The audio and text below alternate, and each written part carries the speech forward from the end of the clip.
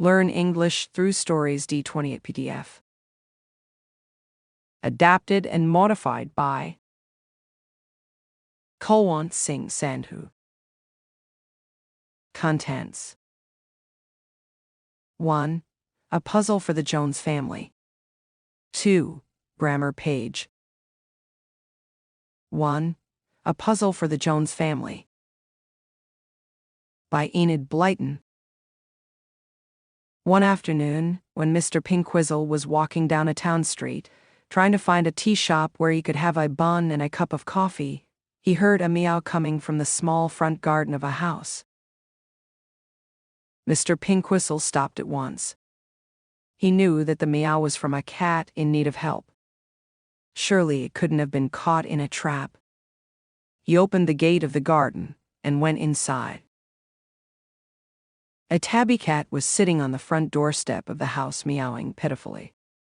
She was thin and looked very lonely and miserable. "Poor creature, won't your family let you in?" said Mr. Pinkwizzle. "I'll ring the bell and I'll tell them to give you a good meal too, you look so thin." Mr. Pinkwizzle rang the bell loudly. Nobody came to the door. He knocked with the knocker, blim, blam, blim, blam. Nobody came. Then Pinkwizzle saw that the blinds were drawn down, and that the knocker wasn't clean, and that an old newspaper lay on the front door mat. Why, they must be away, he thought. And just as he thought that, a voice came from over the fence next door. "Hi, it's no use knocking. The Jones family are away. They've been away 2 weeks, and are coming back tomorrow." "Thank you," said Pinkwizzle, nodding to the boy who looked over the fence. Then he spoke to the cat. "And what have you been doing to get yourself so thin and miserable in 2 weeks, Tabby?" "Well, my family went without leaving anywhere for me to sleep, and without arranging for any food for me," said Tabby mournfully. "I've had hardly anything for my dinner for 2 weeks, and though I've tried to catch a few mice, it is difficult, because there are hardly any round here. So I've got thin. But what has made me so miserable is that the family I love should treat me like this. It isn't fair." "Indeed it isn't," said Pinkwizzle in a rage. "What, this horrid family went away and left you all alone and uncared for? I won't have it. I'll go straight to the fish shop and buy you some fish." So off went the angry little man, with the tabby cat running at his heels, tail well up in the air. Pinkwizzle bought a fine bit of fish and took it back to the cat's garden. The tabby gobbled up the fish, uncooked as it was, and then began to wash itself, looking pleased and happy. "Now look here, Tabby. I'm going to show that horrid family called Jones what it's like to have no food," said Mr. Pinkwizzle fiercely. "You just wait till they come home tomorrow. I'll show them. The next day was Saturday. The family were coming home after tea, and they had written to ask the milkman to send some milk, the baker to send some bread, the greengrocer to leave some potatoes, the butcher to leave some meat, and the grocer to leave butter, tea, and the rest of the things. There was a little yard at the back, with a big box in which the tradespeople left their goods if there was no one to take them in at the back door. Each man left his goods in the box and shut down the lid. Mr. Pinkwizzle soon found out where the box was, because he made himself invisible and watched where the goods were put. And then the sly little man opened the lid of the box, took out everything, popped them into an enormous bag he had brought, and ran off down the street. The tabby cat watched him in amazement. Pinkwizzle went to a row of poor old tumble-down cottages. In them lived 3 or 4 poor families whose children went barefoot. Pinkwizzle had a fine time there. Do you know what he did? He opened each door of the row of cottages and popped inside the kitchen something that he had taken out of the box in the backyard. Mrs. Tibby's got 2 loaves of bread. Goodness, Wasn't she surprised to see the door open and the loaves hop into the kitchen? She couldn't see Pink Whistle, of course, because he was quite invisible. Mrs. Harris, next door, was peeling potatoes at the sink when she saw her door open and a bottle of milk and a large piece of meat come in. She squealed and dropped the potato knife. But she soon got over her fright when she found that the milk and meat stayed on the floor, waiting to be picked up. Everyone in the row got something. Then Hinquizzle hurried off to the house again. The Jones family had just come back and were busy unpacking upstairs. The cat was meowing and purring around them, delighted to see the family again, although they had treated her so badly. It was 6:30. Mrs. Jones went out into the yard to fetch in the food, meaning to get Mr. Jones, Joan Jones, and John Jones some supper. But there was nothing at all in the box. How angry she was. She flew upstairs and said that Mr. Jones couldn't possibly have posted her cards to the tradesmen, asking them to send the goods. They quarreled, and then at last John Jones was sent out to see what food he could get before the shops closed. The dairy was shut, so he could get no milk. The baker had only one stale brown loaf left, and John bought that. He bought a string of sausages, some butter, some bacon, and some eggs. Then back he went home. "Put them in the larder," called Mrs. Jones. "I'm just coming. Don't leave them on the table or the cat will get them, the greedy thing." The cat didn't get them, but someone else did. Mr. Pinkwhistle, quite unseen, slipped into the kitchen and went to the larder. In a trice, everything was under his arm, in his big bag. The little man slipped out again, and back to those poor cottages he went, chuckling away to himself. The door opened, and 2 loaves hopped into the kitchen. And what a pleasant surprise the cottagers got again, when eggs, sausages, bread and bacon, and butter suddenly appeared round their doors.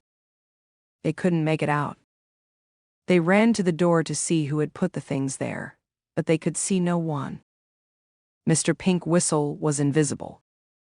All they heard was a deep chuckle from somewhere nearby. It was very puzzling, but very nice. Well, the Jones family were in a way when they found that the larder was empty. Not a thing was there. "Did you put the things in the larder as I told you?" asked Mrs. Jones. John nodded.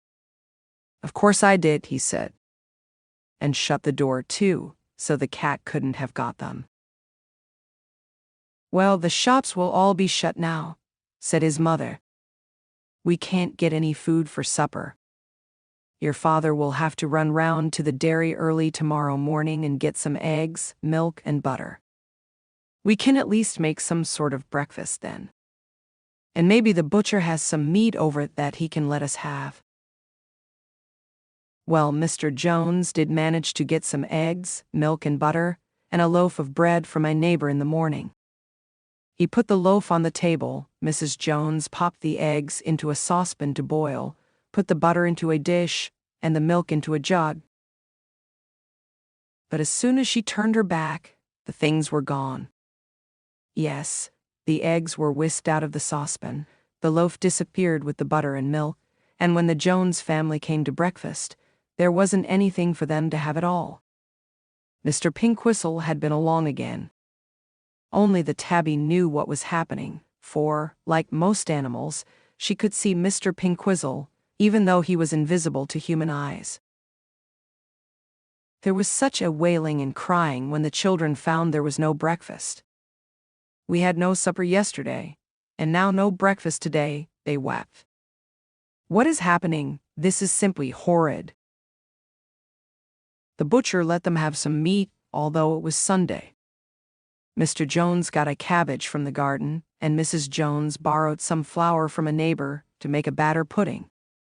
Everything was put on to cook. The joint sizzled in the oven, and the cabbage boiled in its saucepan. the pudding browned nicely by the meat. "Goodness, I've never been so hungry in all my life," said Joan. "I do hope dinner will be early." But gracious me, when Mrs. Jones went into the garden for a moment, Pinkwhistle slipped indoors, whipped the meat out of the oven, took the cabbage out of the saucepan, and popped the pudding into a dish he carried. Then off he went again to the row of tumble-down cottages. The people there really thought that they must have gone mad when a large, half-cooked joint appeared, a tender cabbage, and a big batter pudding. But oh, the Jones family! What a way they were in! How they sobbed and cried, all except Mr. Jones, who pulled at his mustache and wondered what in the world could be happening. The tabby cat sat and watched them. "I'm so hungry," wept Joan. The tabby suddenly got up and went outside. She saw Pinkwhistle sitting on the wall and went up to him. "Please, Mr. Pinkwhistle," she said, "don't punish my family any more. I can't bear it. They are all so hungry, and I know what it is to be hungry. Please don't punish my family any more," said the tabby cat. "I can't bear it. Would be pleased when I saw them getting as thin and miserable as I got when they were away. But I find that I am not pleased. I am only sorry." "You are a good and kind little cat," said Pinkwhistle, jumping down from the wall. "I think you are right. We won't punish them any more. I will get them some food and speak a few words to them." Pinkwhistle went to a tea shop that was open and bought 8 penny buns. He took them into the house and put the bag on the table. Everyone was most surprised to see the bag appear out of the air, because they couldn't see Pinkwhistle, of course. "Look, what is it? How did it come? Oh, who put that bag there?" cried the Jones family. "I did," said Pinkwhistle, making his voice very deep and solemn. "I'm Pinkwhistle, your cat's good friend. You left her without food for 2 weeks, so I took away your food to make you feel what it was like to be hungry and not to have anything to eat. But your cat is sorry for you, and so I will not punish you any more. I've brought you something to eat. Look after your cat in future, or you will be very sorry." There was a silence after this speech. It seemed to come out of the air, and was very strange to the Jones family. They stood or sat, their eyes wide open, wondering who was speaking. Then they opened the bag. There were only 8 penny buns there, but dear me, how pleased everyone was to see them. And you will be glad to know that each of the Jones family felt ashamed of having left their poor cat without food or sleeping place, and they gave her a bit of their buns. She is happy now, and always on the lookout for her good friend, Mr. Pinkwhistle.